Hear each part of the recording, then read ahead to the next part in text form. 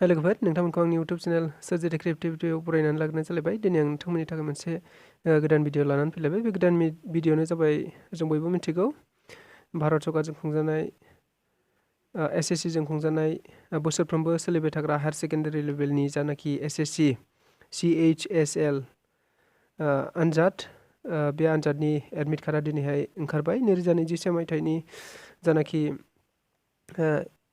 टायार 1 नि admit card बे admit कार्डआ ओंखारबाय। माखासे माने रिजननि थाखाय बियो ओंखारबाय आरो माखासे रिजनआ ओंखारनांगौ दंबावो। बेखौ जोङो नायलांनि बबे बबे रिजनआ ओंखारदों आरो माबोरै डाउनलड खालामनांगौ एडमिटखौ जोङो बेखौ नायलांनि।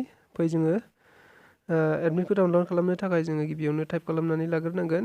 आं क्रोम ब्राउजारखौ खुलिबाय। क्रोम ब्राउजारखौ खुलिखांनायनि उनाव आङो बेयाव आं टाइप खालामबाय सरकारि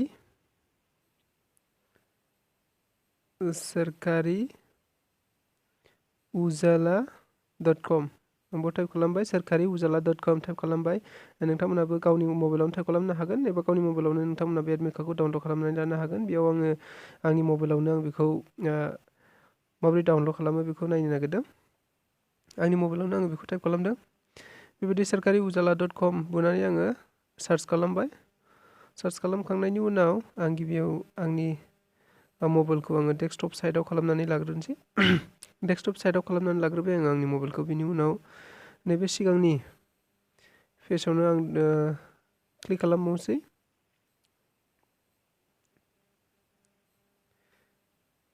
नैबे सिगाङावनो आङो क्लिक खालामबावनोसै। बेयाव क्लिक खालामबाय। बेयाव क्लिक खालामखांनानै मा ओंखारो नायनि जोङो। अब्ला नोंथांमोनहा नुबाय बेबायदि इन्टारफेस ओंखारबाय। बेबायदि इन्टारफेस ओंखारनानै सिगाङावनो जोङो नुखाबाय मा नैबेयावनो नुबाय जोङो मा होनो SSC CHSL 10+2 माने हायार सेकेन्डारि लेभेलनि बियो मोनसे एग्जाममोन इन्टारभिउ। बेनि जानाखि एडमिट कार्ड टायार 1 मोनथाम टायार जायो नालाय बियो टायार 1 टायार 2 एन्ड टायार 3 मोनथाम एग्जाम जायो नालाय बियो टायार 1 नि जानाखि एडमिट कार्ड बियो ओंखारबाय। बेयाव रोखा रोखा होनाय दंखायो। गतिके जोङो एडमिट कार्डखौ माबोरै डाउनलड खालामनो नायनि। बेखौ बेयाव क्लिक खालामथ'आ आङो। नैबे गाहायाव दङ ना। आङो नैबे गाहायाव क्लिक खालामनोसै। नैबाव जों बयबो नुखाबाय। बेयाव नुखाबाय नै SSC CHSL 10+2 एडमिट कार्ड 2022 इज आउट नैबाव होनाय दङ। आं बेयाव क्लिक खालामनोसै। बेयाव क्लिक खालामनानै आङो एडमिट कार्डखौ डाउनलड खालामनोसै। आं बेयाव क्लिक खालामबाय। बेयाव क्लिक खालामखांनायनि उनाव बेबायदि इन्टारफेस ओंखारबावबाय। मा इन्टारफेस ओंखारदों जों नायबावनि।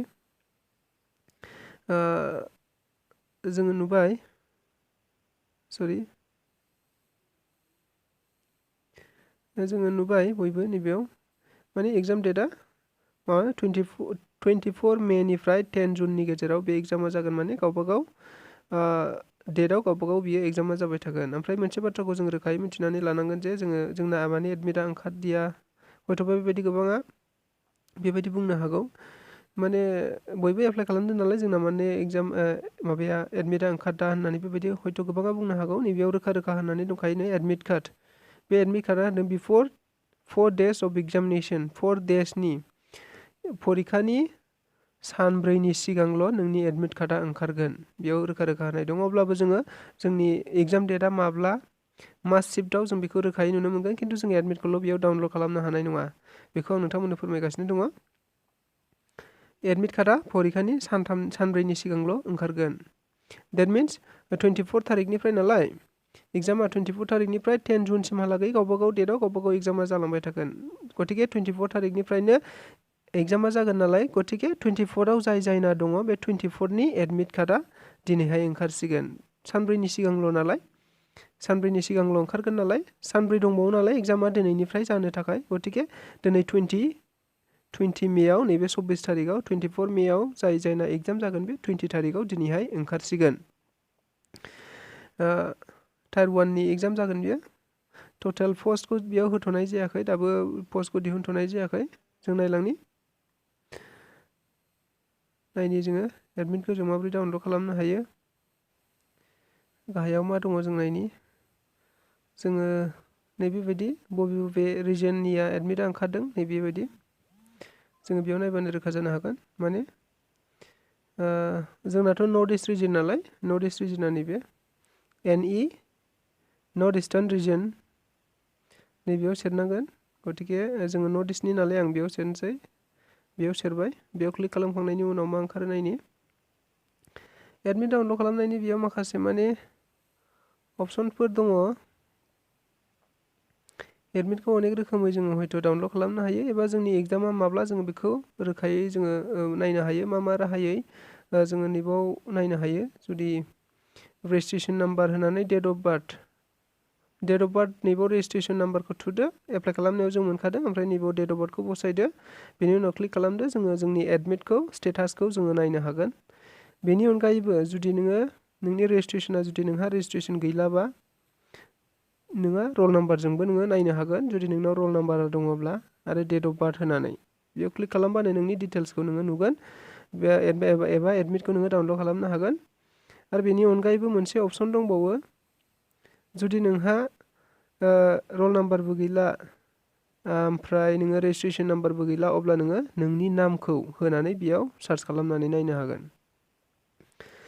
जोङो सिम्पोल गोरलैयै नायनानै लाग्रोनि जोङो जेनेबा जोङो नामजोंनो जों रेजिस्ट्रेसनबो गैलालायनो जेनेबा रल नाम्बारबो गैलालायनो दाना केन्डिडेट गावबागाव केन्डिडेटनि नामजोंनो जोङो नायनो हायो नैबाव गावनि नामखौ होदो नोङो एप्लाइ खालामनायाव जेरैबायदि लिरदोंमोन बे बायदि नोङो सेम टु सेम लिरनांगोन स्पेलिंफ्रा एखे जाजोबनांगोन अब्लासो नोंनि जानाखि डिटेल्स एबा एडमिट कार्ड बियो हयथ'बा ओंखारबोगोन आंबो एप्लाइ खालामदोंमोन हिसाबै आं सार्च खालामनानै नायनि आंनिया एग्जाम डेटआ माब्ला आरो आं एडमिटखौ मोनो ना मोना बिदि टाइप खालामखांनानै आङो क्लिक खालामबाय क्लिक खालामखांनायनि उनाव हयथ' फैबाय नोंथांमोना नुनो हाबाय बयबो नोंथांमोना नुनो हाबाय निस्सय आङो